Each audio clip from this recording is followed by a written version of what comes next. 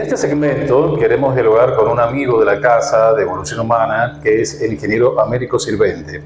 Una persona que conocemos hace muchos años, porque cuando comenzamos allá en Televisora del Oeste con este mismo programa, bueno, él prácticamente estaba en sus comienzos y la forma en que ha crecido geométricamente su propuesta de tecnología aplicada a la educación, a la investigación, realmente nos sorprende. Por eso le hemos querido invitar esta noche. Bienvenido, Américo, ¿qué tal? Hola, un gusto que estés acá porque te consideramos un amigo de Evolución Humana porque hace muchas veces la que participaste y nos dejaba siempre temas, ideas y luego se evolucionó, vos mismo evolucionaste mucho y llegaste al día de hoy con una cantidad de oferta de tecnología a Latinoamérica y al mundo. Sí, así es. En el año 98, antes del siglo XXI, se nos ocurrió que había que hacer algo porque viendo cómo evolucionaba el aspecto tecnológico, nosotros determinamos que en algún momento la computadora iba a invadir el aula. Entonces, en el año 98 dijimos, ¿qué va a suceder con ese docente que se formó sin tecnología? O muchos docentes que les costó mucho incorporar la tecnología. ¿Qué va a suceder cuando el aula esté invadida por computadoras? Porque los alumnos van a trabajar con computadoras. Bueno, de hecho eso ocurrió. Llevan un celular que es una computadora. Y bueno, empezamos a trabajar con metodologías que permitieran que a un docente que no tenía idea de tecnología, yo lo pudiera llevar de la mano y despacito al uso de la tecnología. Y así creamos una metodología que en principio se llamó MEDIME, que era una metodología de diseño hipermedial de materiales educativos, que consistía en una serie de procesos y pasos que hacían lo que al informático no le gusta hacer, que es documentar el software. O sea, cuando uno hace un programa, una parte fundamental es que ese programa esté bien escrito. Es más o menos como construir una casa y hacer el plano. Bueno, el informático debería hacer antes su documentación para después que le sea mucho más fácil la programación. Bueno, esa tarea es una tarea que a los informáticos, por una cuestión de inquietud, no les interesa, les cuesta. O sea, le enseña, uno dice, mira, hay que hacer un sistema de stock, sí, ¿cómo no? Y se ponen a programar en vez de diseñarlo. Entonces, ¿qué hicimos? Una metodología que estaba basada en el cliente, basada en el usuario. El usuario decía qué quería, siguiendo pasos muy sencillos, y eso era el documento, o ese era el contrato que después el informático tomaba para hacer una página web. Bueno, y así empezamos a trabajar, empezamos a dar talleres. En el año 2003 presentamos por primera vez esa metodología en un congreso internacional y lo presentamos en Mar del Plata. Lo aprueban y empezamos a trabajar haciendo talleres. Y a medida que íbamos trabajando, más docentes se incorporaban, poníamos 3 docentes y un informático, 3 docentes y un informático. Entonces hacíamos talleres de 20, 30 docentes y hacíamos al final del taller, que eran 5 o 6 clases, hacíamos una presentación en común. Todos los grupos presentaban una página web y cada grupo la tenía que defender y la evaluación era por los pares. O sea, los demás evaluaban el trabajo y luego, por supuesto, se publicaba en un repositorio. Y eso significó que cada docente que participaba del taller tenía un material propio, hecho con aspectos tecnológicos, nosotros le llamamos bien formado, y estaba en un repositorio, o sea que estaba publicado. Y bueno, eso tuvo mucho éxito y fuimos avanzando. Hoy tenemos más de 100 y pico de talleres dictados. Impresionante. Bueno, sí. Siempre esto nos recuerda el gran libro de Alvin Toffler, La Tercera Ola, donde él afirmaba en esa gran obra de que convivimos personas de 3 olas distintas. Olas les llamaba él a las eras, digamos, del conocimiento. Gente que estaba formada en la agricultura y ganadería, convivía con una segunda ola, que era la industrial, y también convivía y convivimos actualmente con la era de la informática, lo digital, la cibernética. La pregunta es si realmente los docentes esto lo tomaron con cierto temor o si se volcaron para aprender los temas de informática. ¿Cómo fue esa incorporación de la informática a los docentes que no estaban acostumbrados a la máquina? Está bien, excelente la pregunta, porque primero ocurre una cuestión. El docente siempre está muy saturado de trabajo. Entonces este tema de dedicarle tiempo otro elemento más, claro. Otro elemento más, lo que estaba haciendo es, hay una gran resistencia al cambio. Todo eso ha ocurrido. Nosotros empezamos como te dije, 2003, 2007 primer libro, 2012 segundo libro, empezamos a hacer presentaciones formales en el exterior, empezamos a tener muchísimo éxito. ¡Pah! Y cayó la pandemia. La pandemia, según algunas investigaciones, lo que ha hecho es que el docente común, que no quería o que le costaba o que tenía dificultades, adquiriera algunas herramientas, vamos a decirle así en sanjuanino, de prepo. Tuvo que aprender, no sabía qué lo que era un PDF, no sabía lo que era un video y demás. Toda esta nueva terminología, metodología, exacto. todo. Bueno, ha hecho que avancemos lo que en épocas normales hubiéramos tardado de 6 a 8 años. O sea que hoy en día el docente ha adquirido destrezas y habilidades computacionales que las hubiera adquirido por los métodos tradicionales dentro del 2026, 2028. Entonces esto ha sido el gran avance. Y esto ha permitido que la pandemia, mucha gente cambiara su manera de ver el uso de los celulares, el uso digamos, desde hacer el apunte y pasarlo a PDF, que eso ya era una gran dificultad, hasta después hacerlos estudiar, hasta después entender que si yo estoy cambiando la forma de mostrar los materiales, también tengo que cambiar la metodología de enseñanza. Bueno, eso ha ido evolucionando, hoy en día hay muchísimo. Hoy cada vez que yo doy un taller hay gente ávida de querer aprender. De hecho, estoy dando una diplomatura en competencias digitales para la virtualidad que lo aprobó la Facultad de Ciencias Exactas y que hasta el momento hemos tenido casi 2.000 aspirantes. Ya hemos generado 3 cohortes y ya hay 300 videos educativos desarrollados con la metodología, y en este momento estoy trabajando con unos 400 docentes, 450 docentes entre Costa Rica y Panamá haciendo este proceso. En un mes más ya vamos a tener una determinada cantidad adicional de páginas web, de videos educativos. Ahora, ese video educativo después se lo transforma en lo que nosotros llamamos objeto virtual de aprendizaje, que si vos quieres te lo explico. Sí, pero antes que nada, una pregunta que tiene que ver con la formación de los docentes.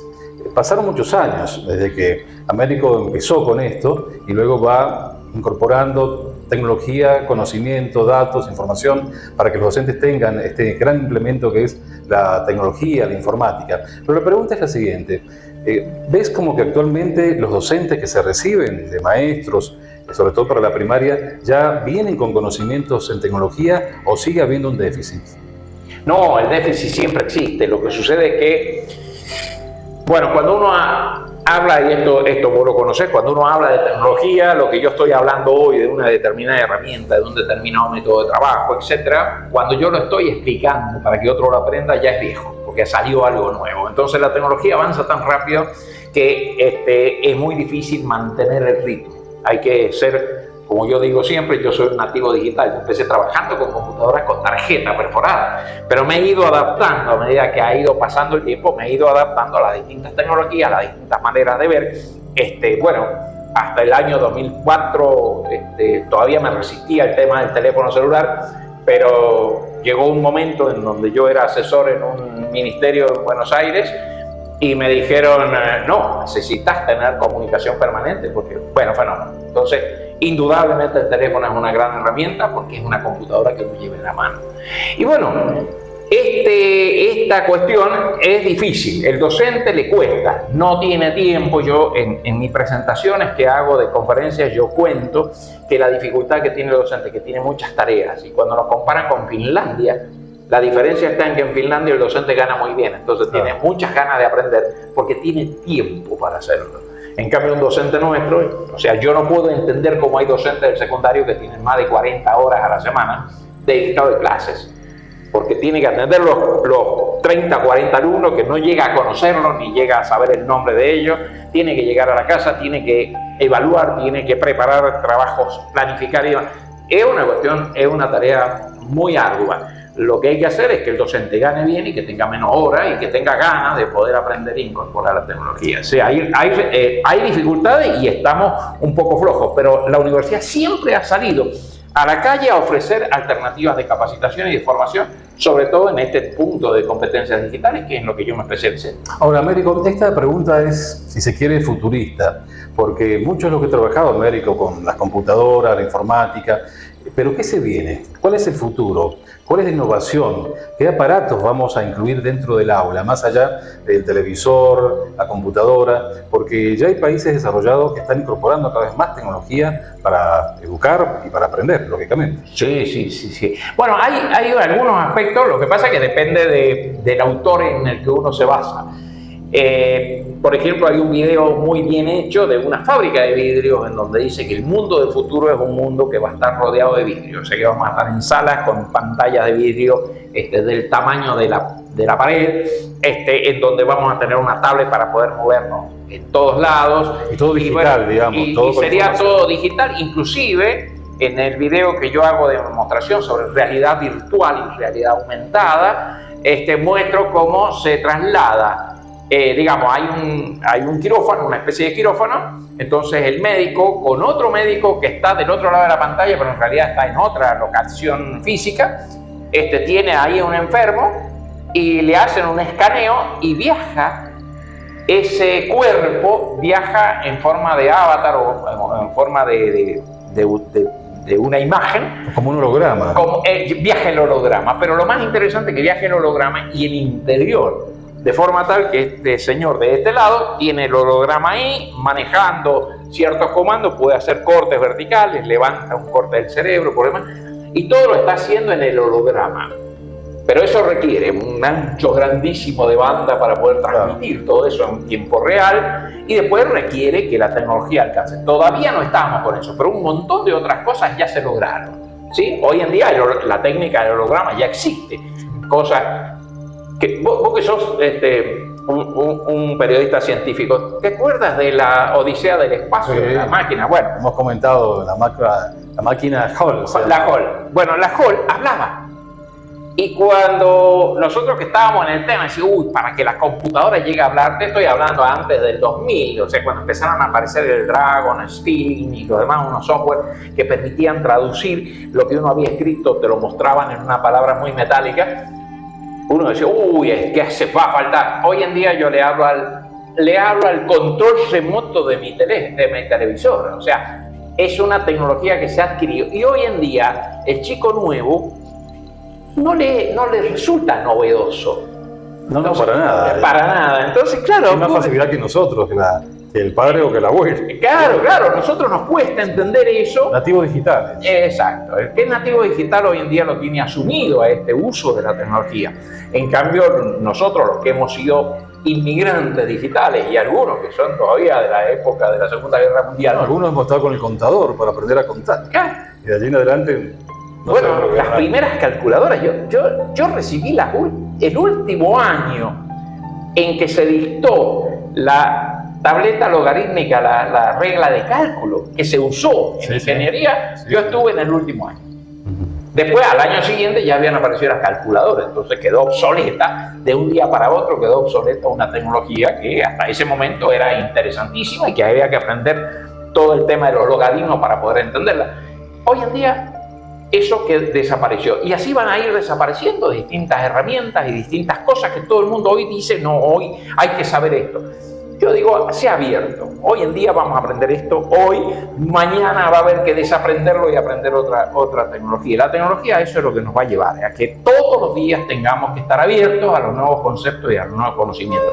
Importantísimo es que tengamos la cabeza abierta. Totalmente. La pandemia tuvo su parte mala, pero su parte buena desde el punto de vista de los tecnólogos fue esta, que obligó a que dijéramos, bueno, tengo que usar la computadora. Y hoy en día es muy difícil que en alguna escuela no entiendan este concepto. Lo que tenemos que trabajar ahora es desde la parte política, desde la parte de las decisiones políticas, de generar las condiciones para que tengamos la conectividad en todos los momentos, en todos los puntos, en todo lo demás, para que yo pueda trabajar utilizando la red y apropiando esa cantidad inmensa de conocimientos que están disponibles en el mundo. Bueno, hasta aquí vamos a llegar por hoy con Américo Sirvente, pero vamos a volver porque él va a ser una especie de columnista permanentemente relacionado con la evolución humana para ir explicando diferentes puntos que haya de la tecnología, con la educación, la cultura, que vale la pena desarrollar y explicarle a nuestra teleaudiencia. Así que muchas gracias, Américo, y bienvenido nuevamente a Evolución Humana. No, gracias a vos, y qué bueno que existan ambientes en donde podamos contar lo que estamos haciendo. Bueno, vamos a seguir en contacto.